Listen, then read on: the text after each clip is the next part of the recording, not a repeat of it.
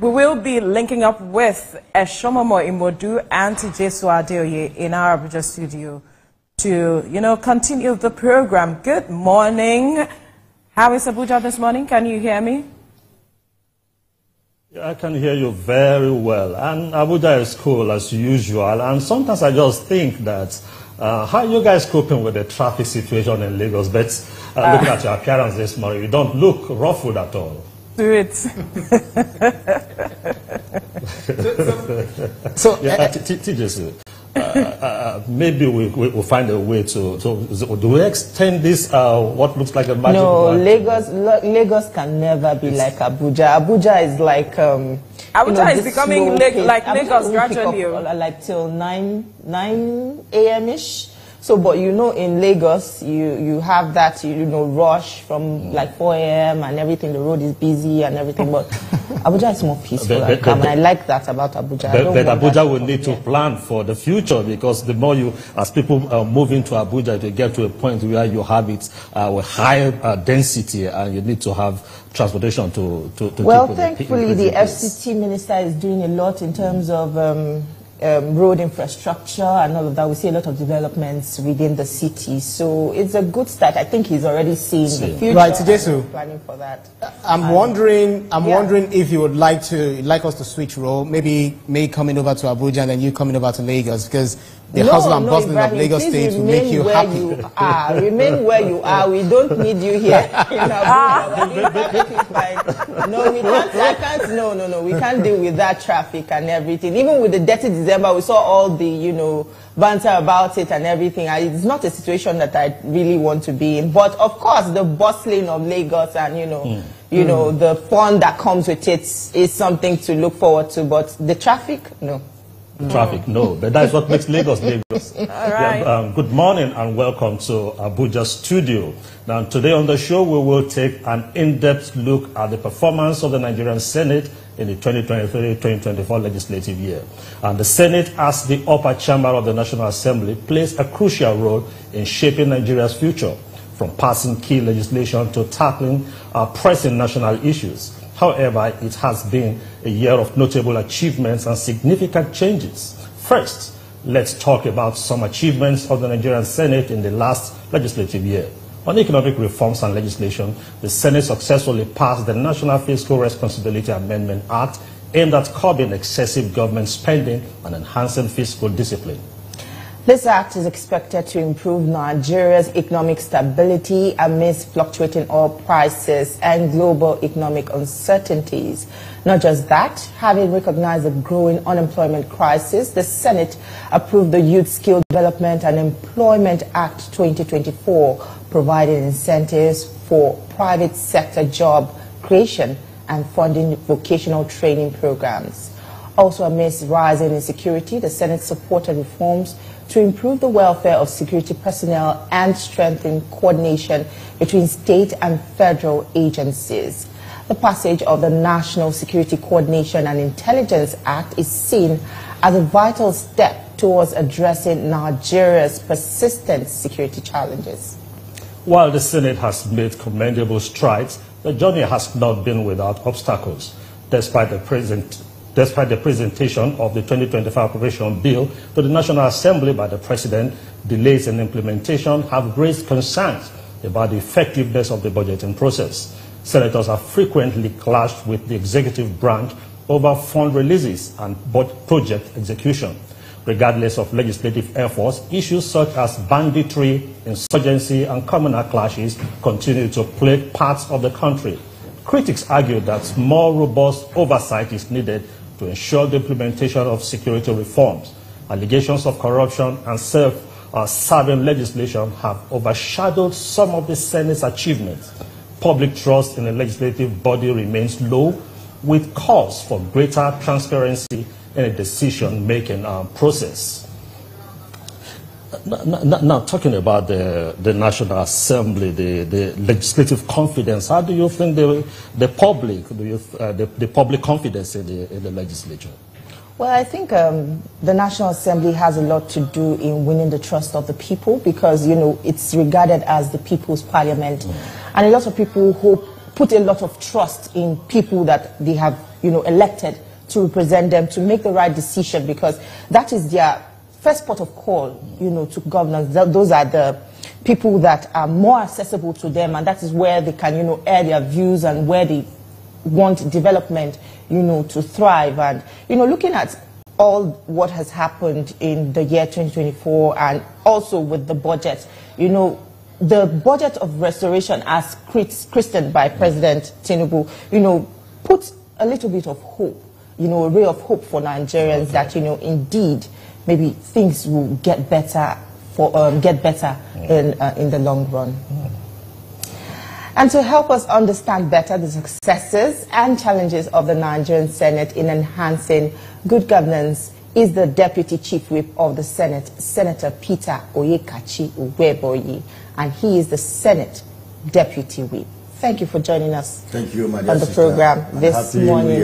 Happy New Year to you too. Now let's talk about the activities in the National Assembly. The 10th Senate came on board with so much expectation, and it's about to enter its second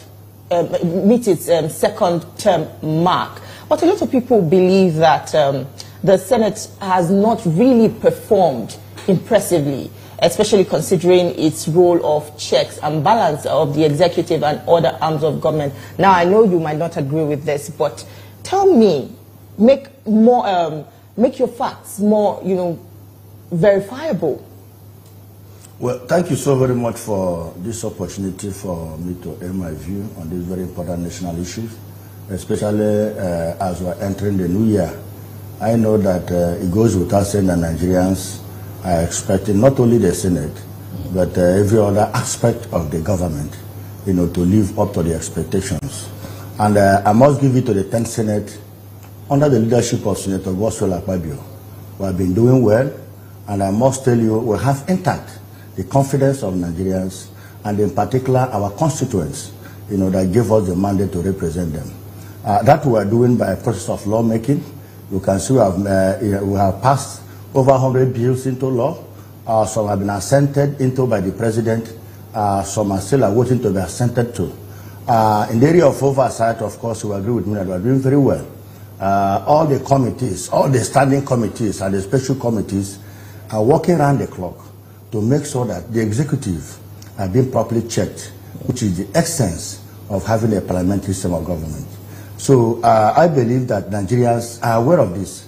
And in this new year we are entering, we are going to do more in all aspects of Nigerians' expectations from the National Assembly. Okay, well, just talking about the new year, you're going to do more. One issue that spilled over into the 2025 is the tax reform bill that is before the National Assembly. Yes. Now, does it mean that the agitation, the controversy surrounding it is because the public seem not to have this kind of confidence in the ability of the Senate, the National Assembly, to look at the issues look at the issues dispassionately? If not, why are they raising issues? Because it's already before you. Well, thank you so much. Before I dwell deep into that, I want to use this opportunity to really appreciate Mr. President. Because whether I like it or not, this is the very first time Nigeria is having a president that is thinking outside the box. Because the problem of Nigeria needs a solution.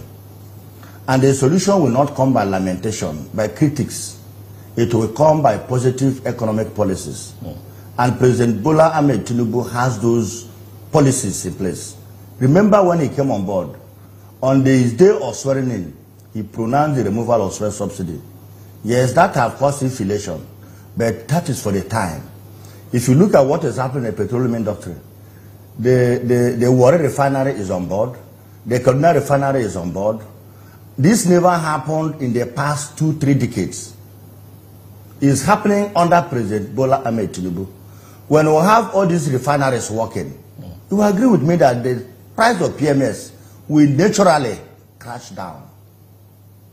That is number one. Okay. When you come to the tax reform, you see at times people darken counsel without knowledge.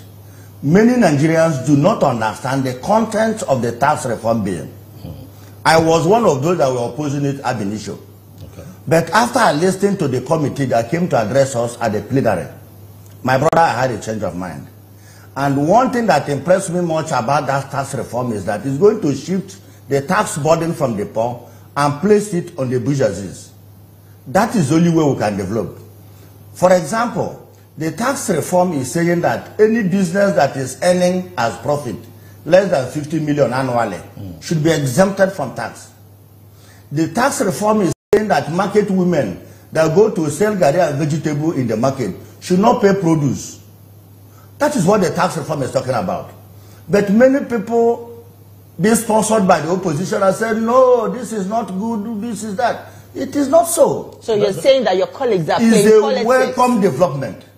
How about some of your colleagues from the north who have resisted heavily and are still resisting this bill? Thank you for mentioning that word. Why are they still resisting it? Thank you for mentioning that word. Not. You see, Nigeria, in our political, some of our politicians, we know our problems. Sentiment is part of our problem. Nepotism is part of our problem. Anything that is not coming from your side is tagged evil. But not all the northerners are saying so. It is those extremists, those who feel that if a northerner is not a president, then anything being done by that man called a president is bad. Especially when it's not coming from them. But my joy is that the elites in the north are a majority and they understand the intent and the positive intention of Mr. President on this tax reform. President Tinubu has said that he's ready, to welcome all imputes and people that have expressed, their reservations about this bill. Yes. And I know that, the National Assembly is also hoping to hold a public hearing on the bill. But how are you hoping also to accommodate these concerns of your colleagues, the concerns they have expressed on this bill, and ensure that, their views are captured, because they also represent a section of Nigerians? Now, if you want to prove your point, you must come up with facts. None of these senators who are opposing this bill has come up with one section of the bill that is erroneous or that didn't go down well with them. You cannot just come up and start condemning the bill holistically. That is fallacy of hasty generalization in law. If you say that you don't like TVC News, tell us why you don't like them. Is it because they don't air their news timelessly? Is it because they are not always on air? Or is it because their channels is not bright? You must come with facts. You cannot come with blanket condemnation of the tax because it's coming from President Tinubu. Whereas this is a solution to our economic prosperity. And I challenge those people to go and read it. When you study this bill, I must tell you, your reasoning will be different. Okay. The reasoning will be different, but I just want to point out certain things you said while explaining earlier. You talked about extremists, and you talked about opposition. Yes.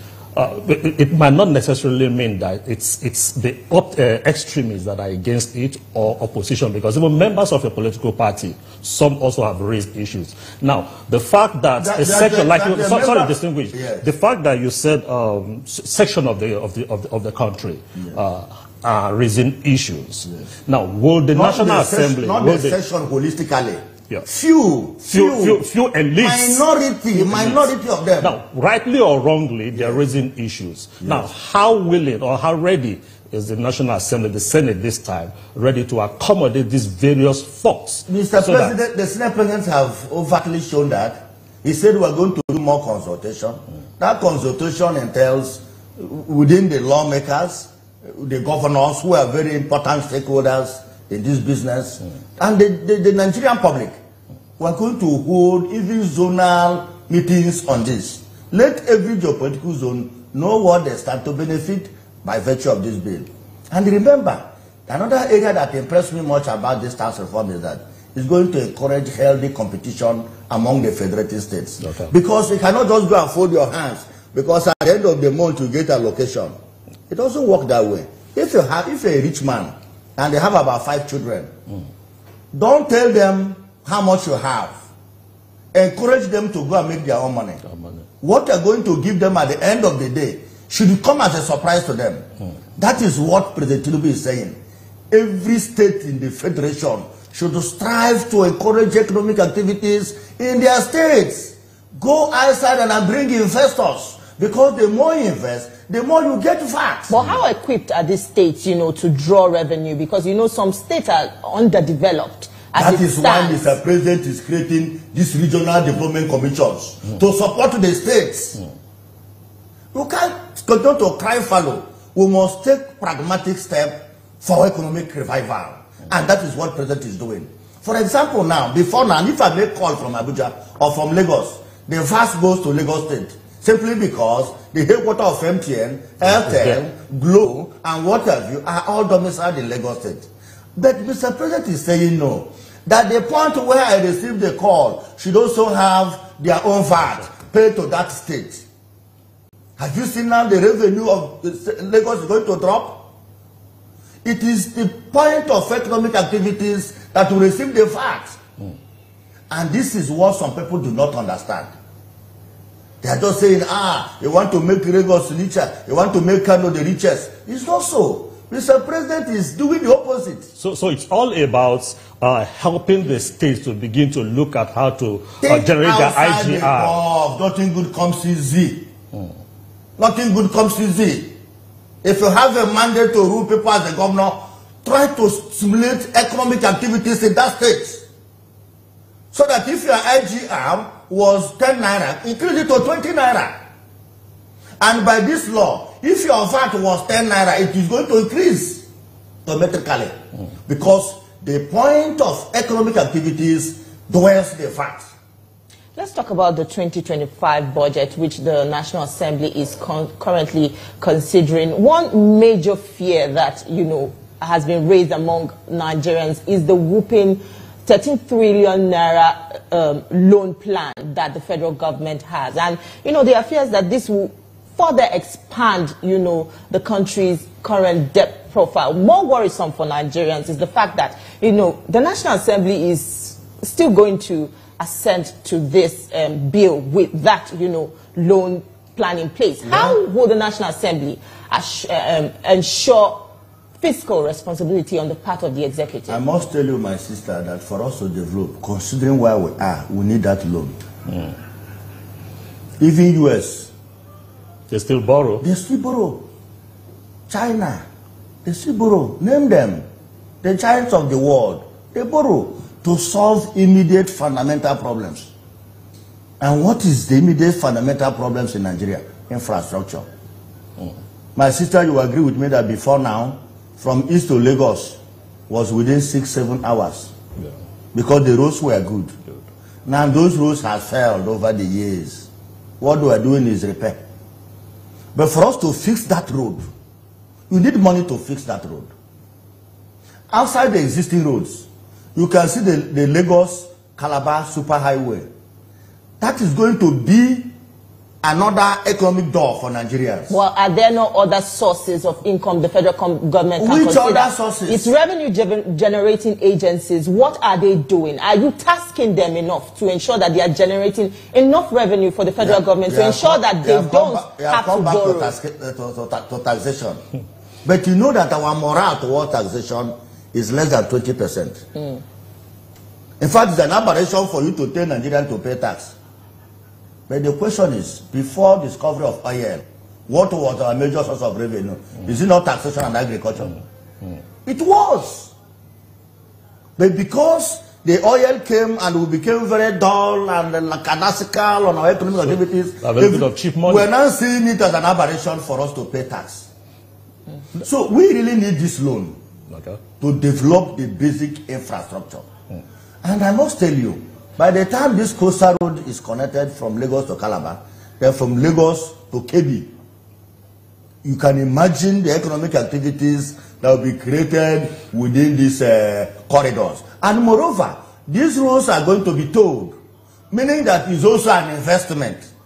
And that is the way that loan can be repaired. Then after repairing the loan, the toll continues. That becomes a permanent revenue. That's another burden on the public. But let me not go to that. It's not a burden. It's not a burden because we are borrowing to invest. And the investment can repay the loan. My question is that you rightly, the federal government want to take a loan And you have argued that it's a good decision, especially if it is used for investments in infrastructure.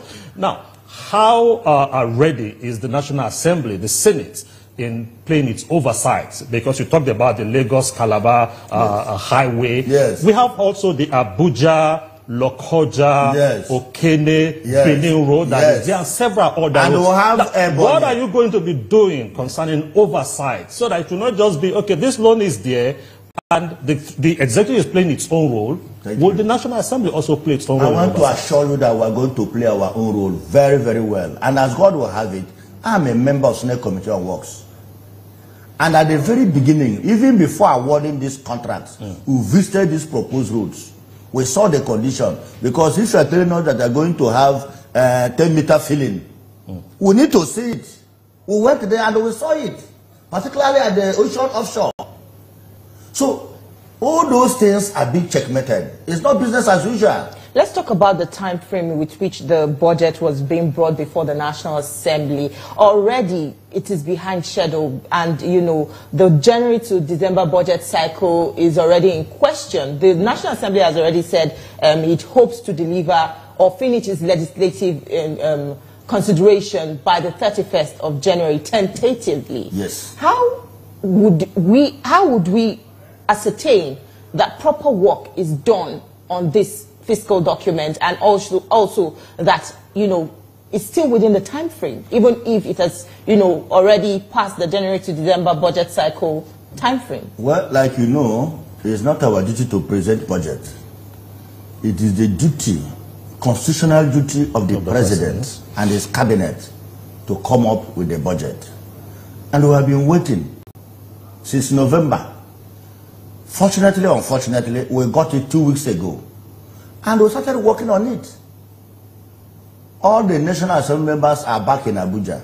As I'm speaking to you from here, I'm attending my committee meeting to scrutinize those budgets stage by stage. And we've given ourselves a target to pass this budget at the end of this month. And will this affect the spending plan for 2025? Passage of the budget is not a problem because we walk around the clock. You know, some people don't know what we are passing through in the Senate and in the House of Reps. We actually work day and night, especially now that the budget is before us. So passage of the budget is not a problem. You know where the problem lies? On the civil service bureaucracy. After passing the budget, it will take some months for them to even award the jobs to contractors. And that is the problem. And that is the area we want Mr. President to look into.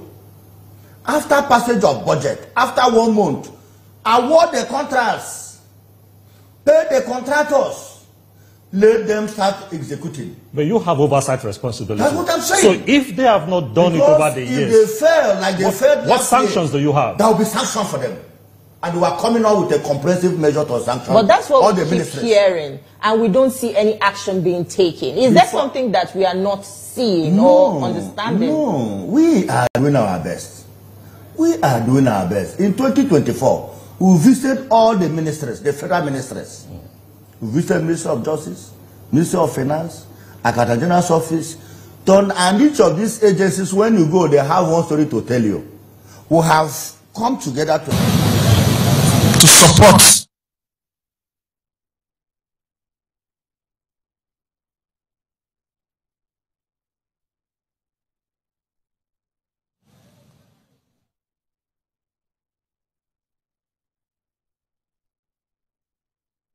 Hi, this is Dr. Abiola Salami. 2025 makes it 20 years that I started my career as a performance strategist, serving senior leaders, women in leadership, and emerging leaders. If you want to improve your performance this year, I am inviting you to the Kickoff Summit, where you and your team will get an empirical framework that will give you 3 things. 1. Clarity to determine what exactly you want to achieve. 2. Direction, that is your strategy to achieving it. And 3. Motivation for you and your team to take consistent positive action even when the going is tough. You will also get tools for overcoming procrastination procrastination, distractions, fear, and scaling hurdles in 2025. We have a lineup of incredible speakers, including Mr. Austin Avuru, Mrs. Kafilat Araoye, Dr. Lanre Lushola, Professor Badari, and Aproko Doctor. They will share insights on leadership, money, health, relationships, and more. VIP delegates will have the opportunity to join us for the kickoff concert featuring Tope Alabi, Forever, Ashiri, Damola, Kenneth Black, and many award-winning acts. We encourage you to attend with your top-performing team members as well as your strategic leaders. Visit www.kickoffsummit.com for more information.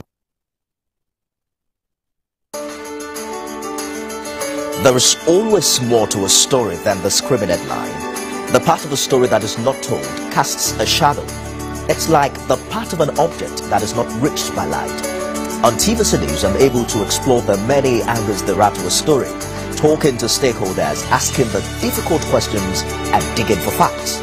I believe the viewers are able to make a better decision if they're well informed and understand not just a part, but the complete story. TVC News, first with breaking news. I'm Miriam Lunge. I'm a passionate environment advocate and a published author. I am the founder of Celebration, a businesswoman, and a fashion icon. I am a wealth coach and a real estate developer. I am Amaka Rakwe. I'm a corporate commercial lawyer and an entrepreneur. Welcome to our hacker. I am Ramatu Shehu Oyibo, an entrepreneur and a business coach. I am the voice of an average Muslim woman, an hijabite, and a lawyer. I am a polymath and a serial entrepreneur. I am Murayo Afolabi Brand, Managing Director, TVC Entertainment. I'm a media consultant, producer, and broadcaster. The ladies of your view are made of women from different professions, tribes, cultures, and religion. Join us every Monday to Friday as we share our views on topical and social issues.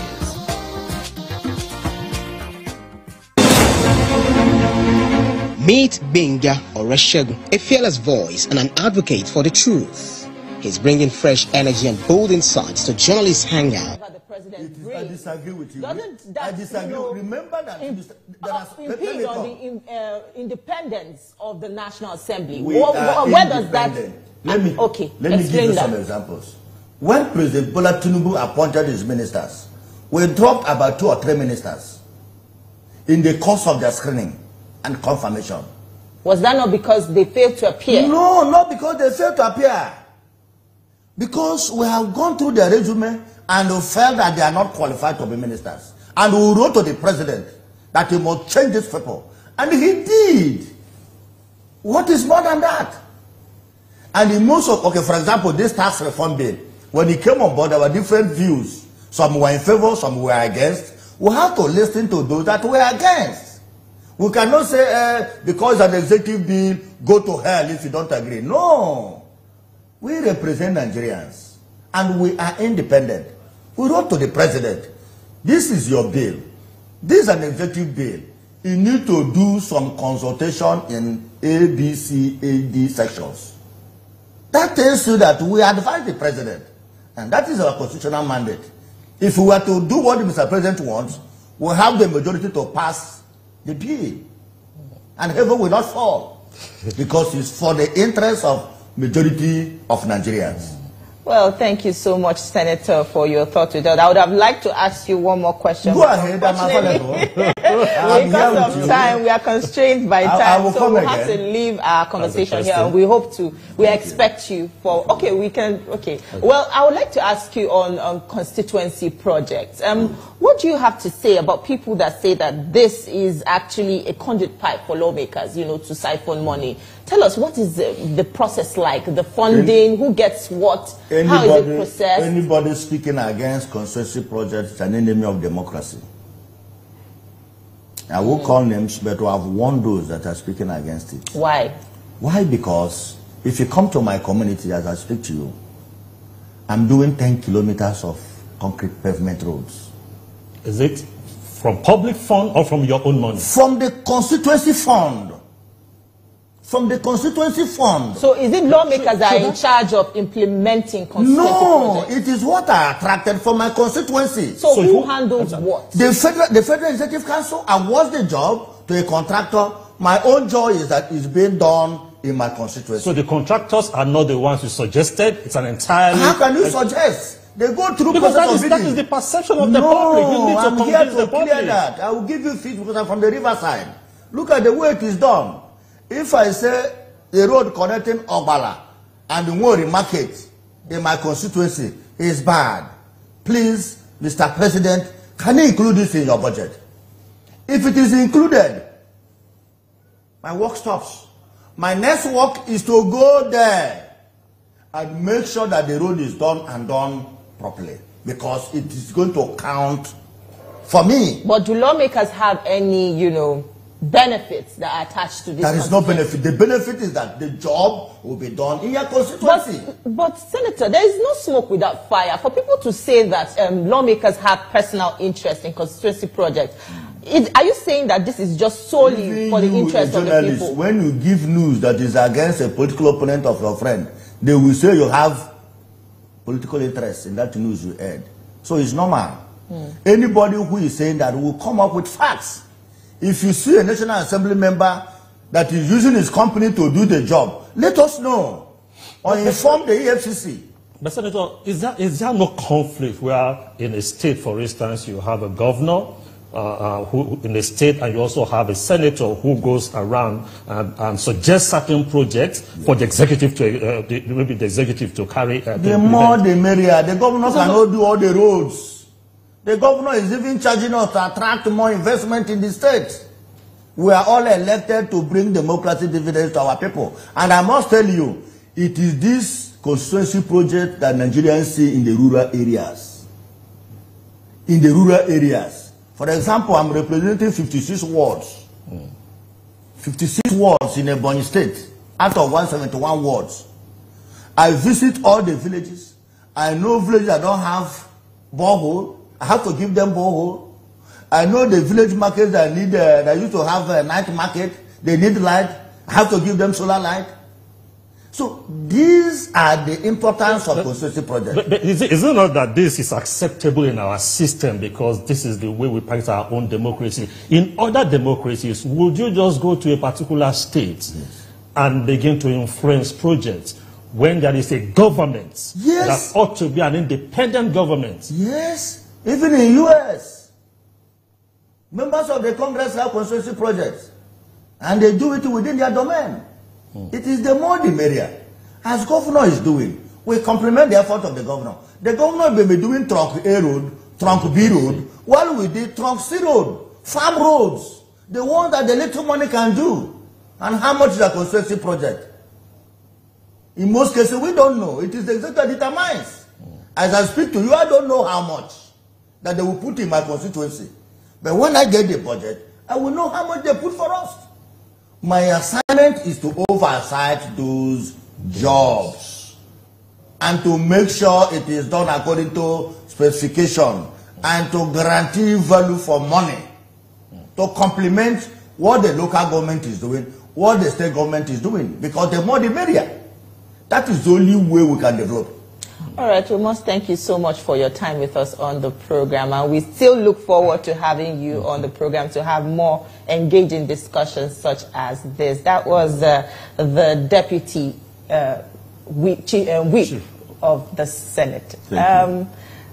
What are your final thoughts? Yeah, quite interesting that they are there to complement the governors might be doing the trunk A and they are doing the trunk C. So the more the merrier. I like that. So all eyes on the National Assembly as it carries out its legislative duties. Well, that's it from us here in Abuja. Over to you, Veronica.